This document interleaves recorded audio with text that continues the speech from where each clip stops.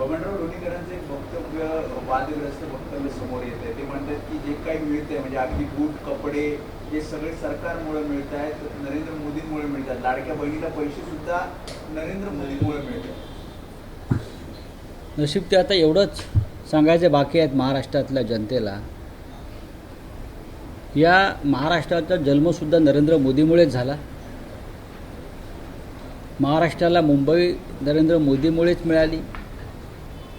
11 कोटी लोकांचा जन्म मराठी हा मोदीमुळेच झाला. हे महाशय कधी काळी काँग्रेस पक्षातसुद्धा होते. आणि मोदीमुळे जर जन्म झाला असेल किंवा या सगळ्या गोष्टी मिळत असतील तर हा एकंदरीतच लोकांनी निवडून दिलेल्या सरकारचा आणि महाराष्ट्राच्या अस्मितेचा सुद्धा हा अपमान आहे. खरं म्हणजे या महाशयांनी पेलगावमध्ये जो 26 आमच्या माय भगिनींचं कुंकू पुसलं अतिरेक्यांनी, ते सुद्धा मोदीमुळेच पुसलं. हे सुद्धा जर सांगितलं असतं तर त्या सत्याला एक खरोखर एक किनार मिळाली असते की हे सत्य बोलत आहे. पुलगावमध्ये 40 जवानांच्या हत्या झाल्या त्याही मोदीमुळेच. आणि ट्रम्प यांच्यामुळे भारताला माघार घ्यावी लागली युद्धामध्ये, तीही नरेंद्र मोदीमुळेच. मुंबईसारख्या शहरातली मोक्याचे भूखंड हे अडाणीला दिले जात आहेत मराठी माणसाच्या घशातून काढून, तेही मोदीमुळेच. काल आपण पाहिलं असेल की शेतकरी रस्त्यावर उतरले, त्यांच्या जमिनी मोदींचे लोक हिसकावून घेत आहेत ड्रीम प्रोजेक्टच्या नावाखाली, तेही मोदीमुळेच. या देशामध्ये मोदींमुळे बऱ्याच गोष्टी घडत आहेत, त्यातल्या या महत्त्वाच्या गोष्टी आहेत. या राज्याची जनता स्वाभिमानी आहे, ती लाचार नाही. हे जर बबन लोणीकरांना कळत नसेल तर अशा प्रकारची लोक भारतीय जनता पक्षात आहेत हे या महाराष्ट्रानं समजून घेतलं पाहिजे. जे महाराष्ट्राच्या जनतेला लाचार समजत आहेत, अस्वाभिमानी समजत आहेत, मोदींच्या चरणाचे दास समजत आहेत, ही अत्यंत गंभीर गोष्ट आहे. शक्तीपीठ महामार्गाचा तुम्ही विषय काढला. अजित पवार असं म्हणतायत किंवा त्यांचं खातं असं म्हणतंय की कर्जाचा भार हा राज्य सरकारवर येईल आणि हे अवघड जाणार आहे पुढे. शक्तीपीठ महामार्गाचा प्रकल्प राबवणं 9.32 लाख कोटी रुपयांचा कर्ज आहे, भार आहे राज्यावरती आपल्या. मग अशा सरकारचे आपण अर्थमंत्री आहात, अशा राज्याचे, हे लक्षात घेतलं पाहिजे. आणि आपण कॅबिनेटमध्ये अशा प्रकल्पांना, राजकीय प्रकल्पांना किंवा ठेकेदारांना मदत होईल फक्त, आणि ठेकेदारांच्या माध्यमातून भाजपा किंवा संबंधित खात्याच्या मंत्र्याला मदत होईल राजकारणात, अशा प्रकल्पांना अर्थमंत्र्यांनी विरोध केला पाहिजे. ज्या पद्धतीनं तुम्ही लाडक्या बहिणींच्या संदर्भात विरोध करताय की हा राज्यावर भार आहे, आणि काल 20,000 कोटी रुपये या प्रकल्पासाठी मंजूर केले, त्यातले 10,000 कोटी ठेकेदारांच्या माध्यमातून पुन्हा स्थानिक स्वराज्य संस्थांच्या निवडणुकीमध्ये वळवले जाणार आहेत. विधानसभेत तेच झालं, लोकसभेत तेच झालं. हे जे प्रकल्प नवीन नवीन काढले जातात ते ठेकेदारांसाठी काढले जातात, आपले लाडके ठेकेदार. आणि त्या ठेकेदारांच्या माध्यमातून किमान 50% पैसे दलाली ही सरकारच्या लोकांकडे येते. स्थानिक स्वराज्य संस्थांच्या निवडणुकांसाठी पैसे लागणार ते नक्कीच या ठेकेदारांकडून उचललेली आहे. हे जे ठेकेदार आहेत, ज्यांना आधीच कामांची शब्द दिलेले आहेत की तुम्हाला आम्ही कामं देऊ, तुम्हाला कामं देऊ. पहा ना तुम्ही, काल मी सांगितलं तुम्हाला की आमणे ते इगतपुरी रस्त्याची अवस्था काय आहे. 20 दिवसापूर्वी उद्घाटन केलेलं आहे. एक मुख्यमंत्री आणि 2 उपमुख्यमंत्र्यांनी. ठेकेदाराने किती निकृष्ट दर्जाचं काम केलं आहे हे आपण कालही पाहिलं आहे. आता हा जो नवीन ड्रीम प्रोजेक्ट आहे देवेंद्र फडणवीस यांचा, महाराष्ट्राचं ड्रीम प्रोजेक्ट एकच असू शकेल, ते म्हणजे या महाराष्ट्रातून अडाणीला हाकलून देणं. हेच महाराष्ट्राचं ड्रीम प्रोजेक्ट आहे. ज्या पद्धतीनं महाराष्ट्रासह मुंबईतल्या सगळ्या योजना अडाणी आणि गुजराती व्यापाऱ्यांच्या हातात दिल्या जात आहेत. अगदी वीज वितरणापासून ते वीज बिल कलेक्शनपर्यंत महाराष्ट्रात कोणीच नाही आहे का? ह्यांना हाकलून देणं हे ड्रीम प्रोजेक्ट आहे. फडणवीस ते करणार आहेत का तेवढं सांगा. राऊतसाहेब, आणीबाणीला काल 50 वर्ष पूर्ण झाली आणि त्यानिमित्तानं जो कार्यक्रम आयोजित करण्यात आला होता, देवेंद्र फडणवीस राज्याचे मुख्यमंत्री यांच्याबरोबर उपमुख्यमंत्री एकनाथ शिंदे उपस्थित होते. उपमुख्यमंत्री अजित पवारांनी कार्यक्रमाला उपस्थित राहणं टाळलं, पण शिंदेंचं असं म्हणणं आहे की बाळासाहेबांनी या आणीबाणीला सशर्त पाठिंबा दिला होता. लोकशाही मूल्य चिरडली जाणार नाही अशी ती अट होती आणि त्या अटीवरच तो बघा, पाठिंबा दिला गेला एकनाथ होता. शिंदे हे तेव्हा गोधडीमध्ये रांगत होते. आम्ही कॉलेज जीवनामध्ये होतो, आम्हाला जास्त माहिती आहे. वारंवार बाळासाहेबांकडून ज्या गोष्टी आम्ही ऐकलेल्या आहेत, सशर्त बिनशर्त सोडून द्या. मुळात एकनाथ शिंदे यांनी हिंदुहृदय सम्राट बाळासाहेब ठाकरे यांचं नाव घ्यायचं थांबवलं पाहिजे. त्यांनी मोदी मंत्राचा जप केला पाहिजे. त्यांनी अमित शहा मंत्राचा जप केला पाहिजे. अमित शहानी त्यांना जी शिवसेना बिदागीत दिलेली आहे, ती बिदागी ते सांभाळण्याचा प्रयत्न करतात, पण शिवसेनेच्या विचारांचा जो वारसा आहे तो त्यांना अजिबात पेलवणार आहे. आणीबाणीला माननीय हिंदुहृदय सम्राट बाळासाहेब ठाकरे ह्यांनी देशाला शिस्त लावण्यासाठी पाठिंबा दिला.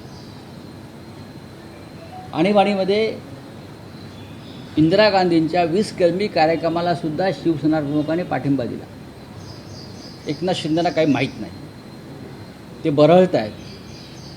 आम्ही होतो ना, आम्हाला माहिती आहे. जर त्यांना काय धडे हवे असतील आणीबाणीत बाळासाहेबांची भूमिका काय होती, तर त्यांचा क्लास घ्यायला आम्ही तयार आहोत. मी स्वतः तयार आहे.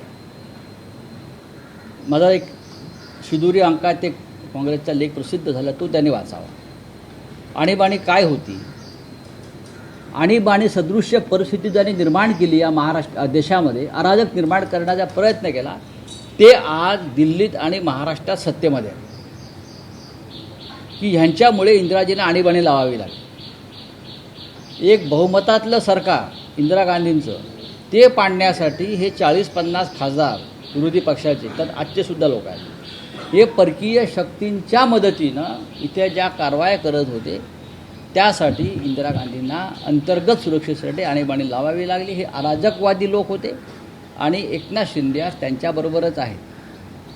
तेव्हाही त्यांचं काम पक्ष फोडणं, अस्थिरता निर्माण करणं, पैशाच्या ताकदीवरती दादागिरी करणं, हे तेव्हाही यांना परकीय पैसे मिळत होते, आताही मिळतात. आणि त्यांचे एक हस्तक म्हणून एकनाथ शिंदे काम करतात. राऊतसाहेब, माळेगाव सहकारी साखर कारखान्यात अजित पवार आणि त्यांच्या पॅनलला निर्वेळ यश असं मिळालेलं आहे, ज्या 21 जागा अजित पवार यांच्या पॅनलला मिळाल्या आणि स्वतः अजित पवार हे कारखान्याचे चेअरमॅनही बनलेले. हो, एका कारखान्याचे चेअरमन राज्याचे अर्थमंत्री आणि डेप्युटी सीएम बनतात, ही ऐतिहासिक गोष्ट आहे.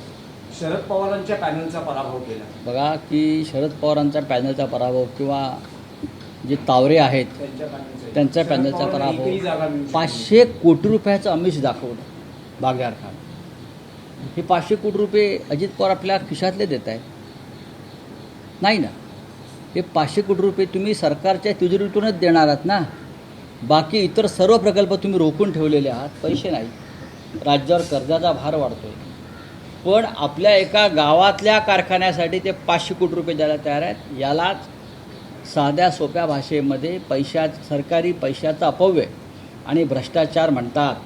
बोले आप क्या है? एक प्रश्न आहे, भास्कर जाधवांसंदर्भातला प्रश्न आहे की भास्कर जाधव सतत अलीकडे जी विधानं करतात, आजही त्यांचं स्टेटस आहे, ते असं म्हणतात, वेळीच एखाद्या व्यक्तीची किंमत समजून घ्या, वेळ गेल्यावर पश्चाताप करत बसणं वाया आहे. आणि दुसरं ते असं म्हणतात, दिवा जळत असतानाच तुपाची गरज असते, विझल्यानंतर तूप ओतण्यात काही अर्थ नाही.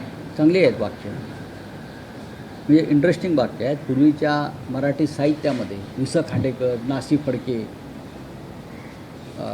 ना स इनामदार, श्रीना पेंडसे असे जे सगळे लेखक होते, त्याच्यामध्ये असे खूप अलंकारयुक्त वाक्य आणि भाषा होत्या. आणि भास्कर जाधव चांगले वाचक आहेत, त्याच्यामुळे त्यांची भाषा जी आहे ही अत्यंत वैभवशाली भाषा आहे. पण राऊतसाहेब, हे सिग्नल्स आहेत असं वाटतं मला माहिती, कारण ज्या पद्धतीने भावनिक स्टेटमेंट करता आहेत, अलीकडे नाराजी व्यक्त केलेली आहे, त्यांच्या या नाराजीची किंवा भावनिक काही स्टेटमेंट्सची पक्ष नेतृत्व काही दखल घेणार म्हणजे आहे का?